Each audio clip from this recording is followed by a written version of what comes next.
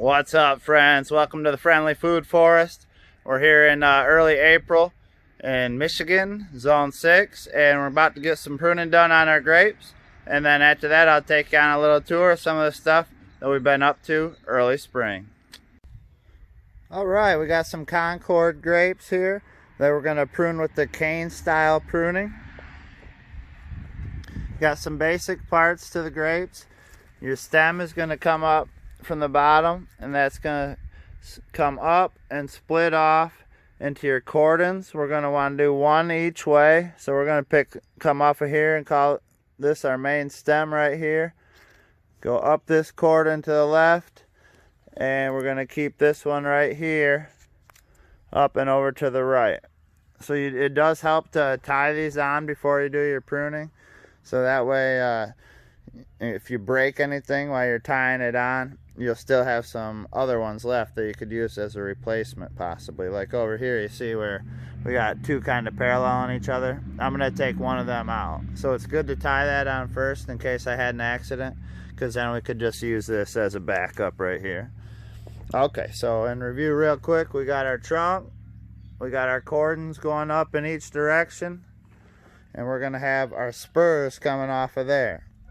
So what we're going to do is we're going to come through and follow our cordon, and anywhere there's a spur, we're going to cut that back to 2 to 3 buds. So we're going to take that off right here, or you could take it off maybe even right there if you want to go back a little bit shorter. Some people go to 1.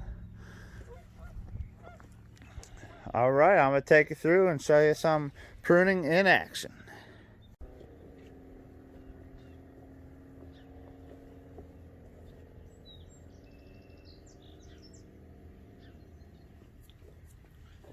Alright, we're going to want to put alcohol on our washcloth and wash off our clippers real good here, but I already did that.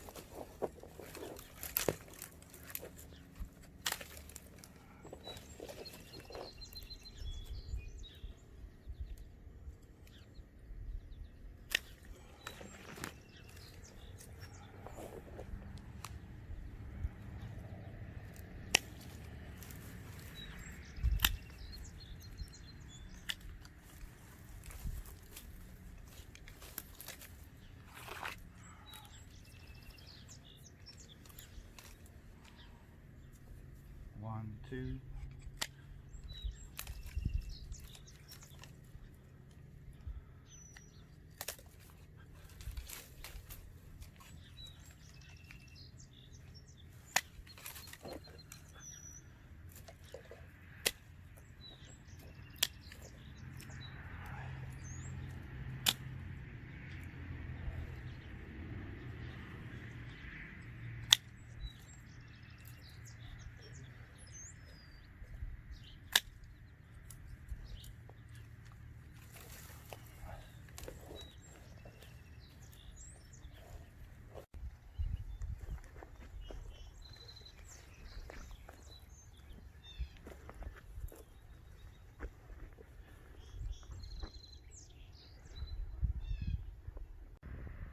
Alright, we skipped over a little bit of that pruning just to save you some time, but you can see the end result here.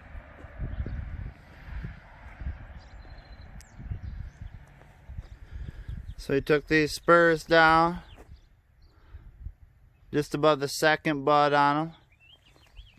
About 6 feet in either direction is good. You can do 4 to 6 feet. If they start touching like over here, it's good to kind of stop them just short of that. But you can see our finished product looks much more cleaned up, and what that's going to do is give us more grapes.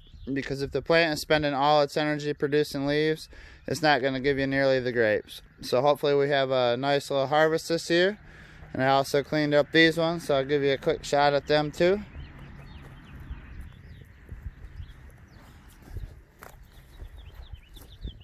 Alright, that's pruning grapes. Let's go out back and take a look at what else we've been up to. Had some topsoil to get rid of from last year that was just piled up, and also some peat moss that we come across for free. So I did topsoil first. It's mainly a clay base, so we are hoping that'll kind of lighten up over the years.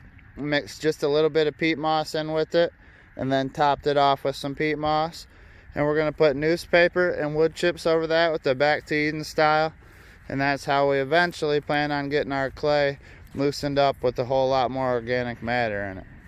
So this is what we're up to. It was a lot of moving dirt. Had to take a day or two off after that one, to be honest with you. Still getting in shape this year, but we're trying to have lots of fun out here while we're putting in a little bit of work. So that one is just about complete. Gotta come out and start moving some wood chips. And we got a very similar method going on over here, except how we got our clay and topsoil for this one was we put trenches in on either side of the raised bed and mixed a little bit of peat moss in with it, and especially over the top. So what you do when you dig these by hand and you're trying to level it off is you get a little rain like we got just recently, and where the mud is sticking up over that water level, you can kind of come out and take a look at it between rains, and you scoop that mud out of there with your shovel anywhere you can see it, and it'll level it right out for you naturally, because water is always going to sit level. So what happens is the water comes in our low spot down here, and it kind of moves it along, which is really good, spreads that water out instead of having such a flood. And then as it comes down, it'll hit a high spot here or there, and I could see them high spots sticking up out of the water. I thought we might have a little water in there today so I could show you, but it's already gone. So anywhere you see the dirt sticking up off of your level, water level on the very top, just kind of take some of that out of there, and it don't take you but a couple of rains to have a nice level bottom on your trench. And then real quick here, we're going to start filling that with wood chips, and it'll still hold quite a bit of water. And then we'll go newspaper and wood chips over this, put that finishing touch on it like I was just telling you. And that's kind of how we do it all over the place. So we got lots of available gardening space.